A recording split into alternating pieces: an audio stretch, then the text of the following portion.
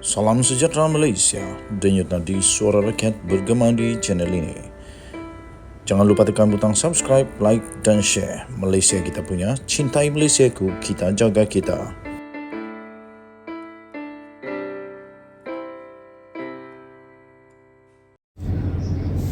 Salam sejahtera Malaysia, denyut nadi suara rakyat bergema di channel ini. Nak jatuhkan kerajaan, mestilah berani seperti Anwar. Itu tajuk yang amat best. Kamu setuju tak? Kalau kamu setuju, boleh komen saya setuju. Sekali lagi Shahabuddin Hussein membuat kejutan dengan artikel yang memang power. Kali ini nak jatuhkan kerajaan mesti berani seperti Anwar. Minggu lalu sekali lagi timbul desas-desus mengenai komplot untuk menjatuhkan kerajaan perpaduan pimpinan Anwar Ibrahim. Kali ini, komplot itu dikatakan akan dicetuskan melalui tindakan sejumlah ahli Parlimen BN meletak jawatan secara serentak untuk memaksa pilihan raya kecil atau PRK diadakan. Melalui PRK itu, ahli-ahli Parlimen yang meletakkan jawatan itu akan bertanding semula sama ada atas tiket PN atau atas tiket bebas untuk membebaskan diri mereka daripada terus terikat dengan BN yang telah mengikrarkan sokongan kepada Anwar.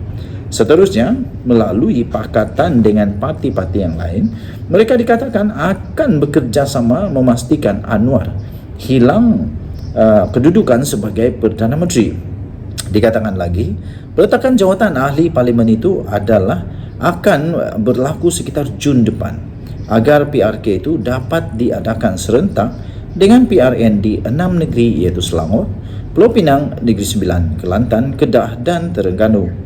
Walaupun Presiden daripada MCA sendiri iaitu Wee Ka Siong yang didakwa tahu mengenai komplot itu telah pun membuat penafian dan timbalan Perdana Menteri daripada Sarawak pula iaitu Fadila Yusof juga telah menolak kemungkinan penglibatan GPS dalam komplot tersebut, namun cakap-cakap mengenainya terus juga berlegar dan perbualan tentang pertukaran kerajaan seolah-olah tidak pernah ada titik noktanya.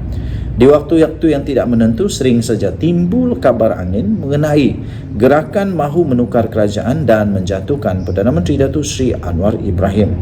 Begitupun apa yang ketara, meskipun sudah beberapa kali tercetus berita mengenai perkara itu, yang muskil sekali tidak diketahui siapa ketua yang merancang dan tidak disebut juga siapa pula calon Perdana Menteri mereka. Baik ketika Hadi Awang, Tun Mahathir atau pihak lain yang bercakap mengenai hasrat untuk menukar kerajaan, mereka juga tidak menambahkan siapakah calon Perdana Menteri yang bakal diangkat untuk menggantikan Anwar.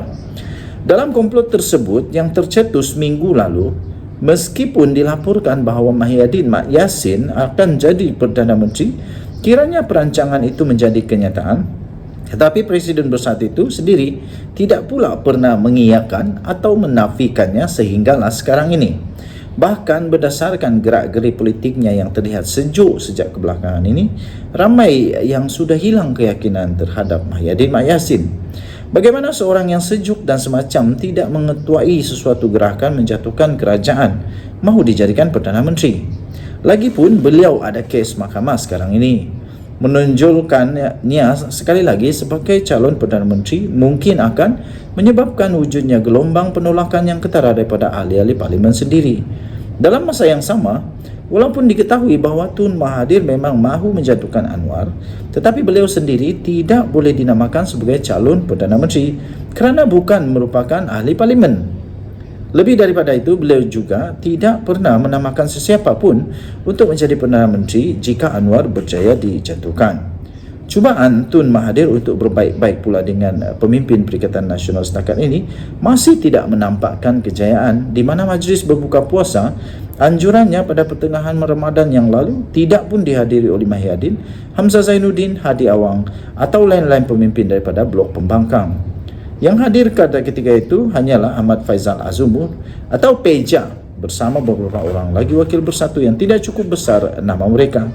Jadi, siapakah sebenarnya calon Perdana Menteri di sebalik seiring sewujudnya konon komplot untuk menjatuhkan kerajaan itu?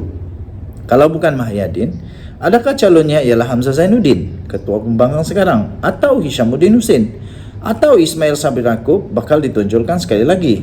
Soalnya, siapa? Tidak kira bagaimana dan bila gerakan mahu menjatuhkan kerajaan itu mahu dijadikan kenyataan, sama ada benar-benar mampu atau tidak menjadi realiti, salah satu faktor penting menjayakan perkara seperti ini ialah siapa ketua yang merancang dan siapa calon Perdana Menterinya. Ia akan menjadi satu penentu sama ada rakyat menyokong atau menerima baik mengenainya. Lihat bagaimana timbulnya gerakan mahu menukar kerajaan yang berlaku sebelum ini. Ia bukan saja digerakkan oleh Anwar tanpa bersembunyi, malah beliau sendiri menonjolkan dirinya sebagai calon Perdana Menteri. Meskipun gerakan itu tidak pernah menjadi kenyataan, namun setiap kali ia timbul dan menjadi bahan berita, keterujaan rakyat terlihat amat ketara.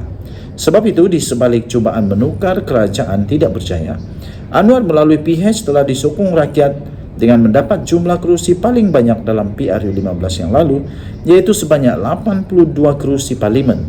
Seterusnya bergabung dengan GPS, BN, GRS, warisan dan lain-lain lagi untuk membentuk satu kerajaan perpaduan. Dalam erti kata yang lain, untuk menukar atau menjatuhkan kerajaan melalui apa jua gerakan politik, ketua gerakan tersebut dan siapa calon Perdana Menterinya mestilah jelas dan tidak disembunyikan. Orang itu mesti berani untuk menonjolkan diri sebagaimana beraninya Anwar Ibrahim sebelum ini sebagai ketua pembangkang berani menonjolkan dirinya sebagai calon Perdana Menteri sekiranya berjaya membentuk kerajaan. Dan memang terbukti benar bahawa beliau adalah Perdana Menteri. Kalau siapa yang mengetuai gerakan pun tidak diketahui dan siapa calon Perdana Menteri juga masih tidak pasti, lebih baik hentikan sajalah kerja buang masa itu. Baik Tun Mahathir, Hadi Awang dan lain-lain pemimpin yang mungkin akan bercakap lagi berkenaan menukar kerajaan selepas ini, harap jangan lupa sebut sekali nama calon Perdana Menteri yang ingin ditonjolkan itu.